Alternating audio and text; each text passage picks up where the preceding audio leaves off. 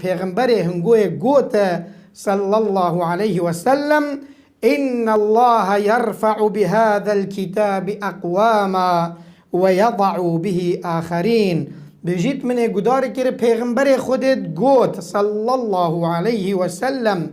رب العالمين بخاندن و شارزایا و کتاب و عمل پیکرینه و قرآن پیروزه هند کساد بلند و برز کت آبری خوب دی عبدکی آزاد کر کار بدست و یضع به آخرین هندکا جیده دای خید هندکا جیده بای خید اوه پشتا خود کنه و عمل پینا کن نشان هنده یعنی اوه قرآن عمل پینا کت و یضع به آخرین دی بزر کت وان کسانه روژک ما بیش عمر وان کسا اوه قرآن پشگه تیخن و عمل پینا کن و ناخوینن دی دا بزن و ده نخار یان صد صلات ده نخار یان ده زلیل و ضعیف بن هر جهکی و هر روکی و بن